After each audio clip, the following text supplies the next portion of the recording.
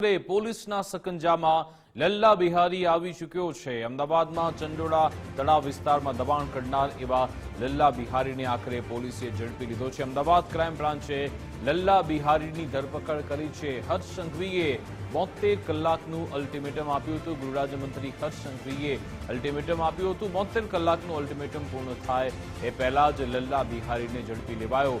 ચંડોળા તળાવમાં ગેરકાયદે પ્રવૃત્તિઓ ચલાવતો હતો લલ્લા બિહારી, જેને હવે ઝડપી લેવાયો છે। અગાઉ તેના પુત્રને ઝડપી લેવામાં આવ્યો હતો અને હવે લલ્લા બિહારી પણ ઝડપાઈ ગયો છે। આ અંગે જાણકારી આપશે સંવાદદાતા અર્પિત ફોનલાઈન પર જોડાઈ ગયા છે। જી અર્પિત।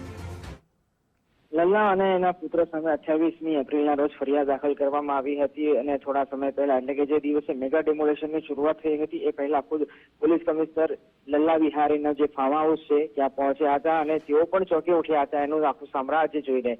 એ પછી એને પકડવા માટેની ચક્રો ગતિમાન કરવામાં આવ્યા હતા। સૌથી પહેલા એના દીકરા ફતેહની ધરપકડ કરવામાં આવી હતી। એ પછી ફરાર લલ્લાને શોધવા માટે ક્રાઇમ બ્રાન્ચ સહિત અલગ અલગ એજન્સીઓ તપાસમાં લાગી હતી। અંતે લલ્લા બિહારીની રાજસ્થાનથી ધરપકડ કરવામાં આવી છે। હાલ આટલી માહિતી આવી છે।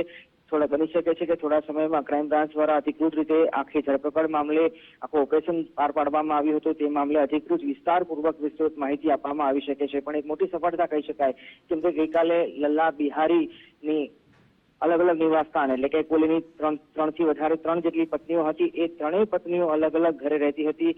એના ઘરે તપાસ કરવામાં આવી હતી અને કેટલાક દસ્તાવેજો પણ જપ્ત કરવામાં આવ્યા હતા અને કેટલીક રોકડ અને દાગીના પણ મળી આવ્યા હતા।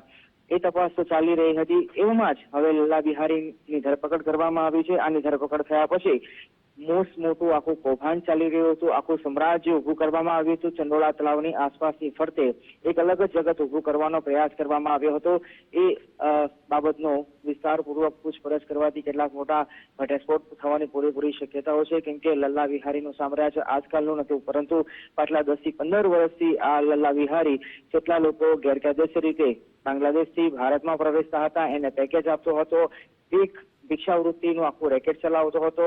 સાથે સાથે કેટલીક સગીરાઓ અને મહિલાઓ યુવતીઓને બાંગ્લાદેશથી બોલાવીને અહીંયા સેક્સ રેકેટ એટલે કે કૂટણખાનું ચલાવવાનો પણ વેબલો તે કરતો હતો। એટલે કોઈ પણ ઇલીગલ એક કામ એવું ન હતું કે જે લલ્લા અને તેનો પુત્ર સાથે મળીને ન કરતા હતા। તમામ પ્રકારની ગેરકાયદેસર પ્રવૃત્તિઓ ચંડોળા તળાવ અને એની આસપાસથી ફરતે કરવામાં આવતી હતી અને એક અલગ જ પ્રકારનું આખું જગત લલ્લા બિહારીએ ઉભું કર્યું હતું ચંડોળા તળાવની આસપાસ।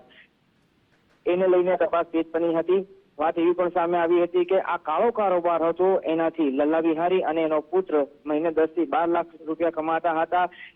ચર્ચાઓ એવી પણ હતી કે ભૂતકાળમાં જેટલાય અહીંના જે સ્થાનિક અધિકારીઓ અથવા તો કોર્પોરેશન અથવા તો અલગ અલગ વિભાગના અધિકારીઓ હતા એમની પણ સંડોવણી હોવાની શક્યતાઓની ચર્ચા ચાલી રહી હતી અને એવાની વચ્ચે હવે લલ્લાની ધરપકડ થઈ છે। એની ધરપકડ થયા પછી પૂછપરછમાં કેટલી મોટી અને ચોંકાવનારી હકીકતો સામે આવે એવી પૂરેપૂરી શક્યતાઓ છે। થોડી વારમાં બની શકે છે કે ક્રાઇમ બ્રાન્ચ દ્વારા અધિકૃત રીતે એટલે આજના દિવસે જો માની લો કે આજના દિવસે જે ધરપકડ થઈ છે એ ધરપકડ સંદર્ભે વધારે વિગતો પણ આપવામાં આવે એવી શક્યતા જોવા મળી રહી છે।